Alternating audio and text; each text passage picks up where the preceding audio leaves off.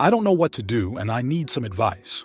My female 26, father, male 59, is a slightly known musician in my home country. Due to his career, he missed out on most of my milestones while I was growing up. School plays, a few birthdays, and both my high school and college graduations, to name a few. Mostly events he was informed of months in advance and canceled on me either weeks or days before. He always apologized for doing so, but never really seemed to feel guilty. I remember we almost had a fight because I didn't want to watch a video he had missed my high school graduation to film. It hurt me so much as a child that I stopped expecting him to show up. It still bothered me when I got older, but at that point I understood that it was his job and I should be grateful he even had one. I'm getting married in early September. My fiancé, male 28, and I have been planning this wedding for a year and a half. The date was decided and invitations were sent months ago. Almost every guest has already RSVP'd. I've reminded my father of the date several times this past year, and he kept assuring me he had blocked the entire week of the wedding and would be there. A couple days ago, my father called to inform me he'd had to schedule a concert for my wedding day. He apologized and said he'd make it up to me with a gift. I don't want a gift. I want my father to come to my wedding. So I told him that either he figured out a way to reschedule, which I know he could probably do if he tried, or I'd cut ties with him. What followed was one of the biggest fights we've ever had. He called me ungrateful, spoiled, and selfish for giving him that kind of ultimatum and expecting him to change his work schedule for my own benefit, which he has asked me to do on many occasions before. He yelled, and I held myself not to yell back. We're still fighting over this. Most of my family is on my side, though both my mom, divorced from my dad, and my fiancé have warned me not to make any moves I might regret. My sister, female 20, is on my father's side, which doesn't surprise me.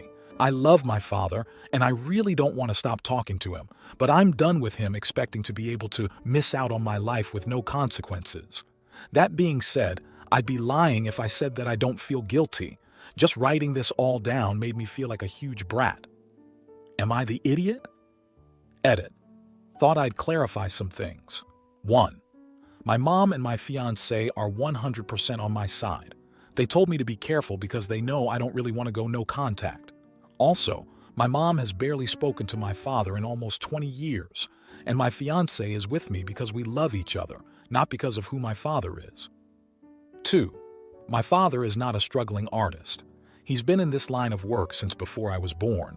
I wouldn't consider him rich, but he lives more than just comfortably. If I thought he couldn't afford to reschedule a concert, I wouldn't blame him for not being able to come to the wedding. And yes, he paid child support and provided for both me and my sister. 3. I do have other people who can walk me down the aisle. My stepdad, which would make my dad furious, so I might do it purely out of pettiness, and at least 2 of my best friends would be more than willing to. 4. My father isn't paying for any part of the wedding. He offered to, but I declined. I don't live with him anymore, and both me and my fiancé have good jobs. When I was younger, I told myself that once I didn't need his money anymore, I'd never ask for it again. 5. My sister isn't the golden child. He missed many of her milestones as well. Now, for a few comments before the update. Comment 1. Not the idiot, he has always put his career ahead of his relationship with you. To miss all of your milestones is ridiculous. He avoided being with the family for some reason. You want him to put you first one time. He should do it. He's just way too comfortable canceling BC he always has. I would express to him all of the things he's missed and that you need him to put you first one time.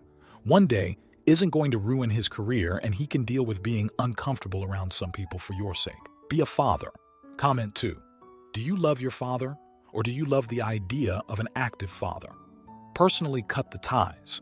I was in almost the same switch, except mine is just a deadbeat. He dipped when I was 2, filed full custody at 13 and got it because I said I wanted to go, shipped me to his parents, total strangers, for my birthday and Christmas, screwed my 16th birthday, missed high school graduation, did show for my second college graduation, but then bailed on my wedding within 24h prior. It's been 10 months and I haven't spoken to him because I'm his only child and he willingly missed my wedding after saying he was going to be there for months. Comment 3. I actually understand your position completely. My husband and I separated and are in the process of divorce because he always prioritized his band before his wife and his son. The day my older sister died, he didn't stay home with me. He went to a band rehearsal and said he'd disappoint band leader. But he had no problem with disappointing me. Your dad needs to figure out his priorities, and if he's willing to miss your wedding day, sorry to tell you, you aren't his priority. Now, for the update. And if you're enjoying the video, hit that like button. Hey guys, a lot has happened, but I'll try to keep this short. I'll start off by saying that your comments on my first post were very eye-opening. Though some of the assumptions you made were wrong, I could see where they all came from. And most of what you said was so spot on it was painful to read. Someone said that my father doesn't see me as a person, but as an extension of himself. That one hurt the most, because it's the best definition of my relationship with my father I've ever seen. My father wasn't neglectful in the traditional sense. My parents divorced when I was 7 years old, and my mom had primary custody of me and my sister, but we still went to his place several times a week. My mother is a teacher and couldn't raise us on her salary alone, so he was our main financial supporter even after the divorce. Because of all of this, he seems to believe he was the best father ever. Whenever we fought, he always insisted I was wrong and ungrateful. Those same arguments were used whenever I demonstrated I was upset over him missing out on my milestones. In his head, for instance, I couldn't get angry if he missed my high school graduation or if he didn't pay attention to any of the projects I developed in college, because he was the one paying for my education. I decided to stop complaining about this when I was younger, having realized I wouldn't be able to get him to see my side. This wedding incident felt like a turning point, though, especially since he wasn't paying for anything this time. It made me accept that he doesn't care how much he contributed anymore, but still believes I don't have the right to be upset. I now realize there's no winning this. If he doesn't come, I'll be devastated. If he does, I'll always remember I had to force my own father to come to my wedding. At this point, I'm not even sure which is worse. A few days ago, I had a discussion with my father over the phone, in which I expressed all of the above and more, and as expected, he called me dramatic, accused me of alienating myself, and berated me for talking to him the way I did. I hung up on him. This is how our fights have gone since I was a teenager, and it never solves anything. We haven't spoken since. I sent him a long text basically saying I didn't want to hear from him until he was ready to both give me a sincere apology and own up to the status of our relationship is his fault. This is all wishful thinking. I really don't think either are going to happen. I love my father, and I know he loves me to bits, but I can't do this anymore. He's been around my entire life and still barely knows me for who I am. It's his turn to make that effort. Right now, I'm trying to muster up excitement for my wedding. I lost most of it these past weeks. My fiance, my mom, and my friends are all trying to cheer me up, and it's starting to work. I'm definitely feeling a lot better than last week. I'm really grateful to have them in my life. So that's it for now. Thank you all for your support on my previous post. Comment 1. I get where you're coming from, but I want to bring in another perspective. While it's true, your dad missed out on many major events, he was a major financial supporter and did his best in that way. Maybe he feels like he showed love through providing. His line of work demands presence, and maybe in his world, he believes he's done his best. It's unfortunate he has a pattern of missing out, and it's valid for you to feel hurt. But this might be a deeper issue, where he thinks money and providing financially is enough, and maybe he doesn't get the emotional aspect of being there. Instead of cutting ties, maybe try therapy or have deeper talks with him. People are different, and understanding where he's coming from might help both of you heal. Comment 2. Congratulations on your marriage. Walk down that aisle with your head held high, young lady. An alternative to your dad walking you down. What about that mom and sibling that you mentioned? They have stood by you and been there for you. Even if he comes, it might be better to give your dad a seat at the front. Then the original poster responded with, my mom, maybe. Definitely not my sister. I'm also considering my stepdad. Truth be told, I never really wanted to do that part in the first place, so we'll see how it goes. Comment 3. Not the idiot. It sounds like you are better off without him. You said, he's been around my entire life and still barely knows me for who I am. Stop trying so hard to win him over. When he sees you are no longer trying, Hopefully he will see what an ass he is, and if not, you are better off without his negativity. Now for the next story. Am I the idiot for falling for another woman? I, male 43, have been married, female 40, for almost 6 years. She has a couple of children from previous relationships that are all adults now, who I have taken as my own children. A couple of years ago, she got sick due to complications from COVID, and while it physically took its toll, mentally it defeated her, especially combined with other hardships she has faced in the past. For a little more than a year, this mental funk has worn me down. I accepted that I had to do virtually everything around the house, but the lack of gratitude and demands to do more wore on me. If I had a bad day at work, hers was worse, so I had to console her. She stressed about money, but I couldn't work late, and eventually it became attacks or guilt trips. I tried to help her. I tried to pull her out of it, but she refused to budge. She wouldn't leave the bed to come out with me. She wouldn't seek out disability to help the financial strain. She wouldn't try counseling to try to overcome the hump. About 4 months ago, a coworker and I, who I have known and worked with for years, started getting closer. But I'm married, so I ignored whatever flight of fancy I might be feeling. Except it wasn't just physically that I thought about her. It was missing her laugh, or going out of my way to see her, albeit just for a minute. My wife now knows that there's a mutual attraction between myself and my coworker. However, since I didn't do anything physical, she thinks we can salvage our marriage. And I'm afraid I've emotionally moved on.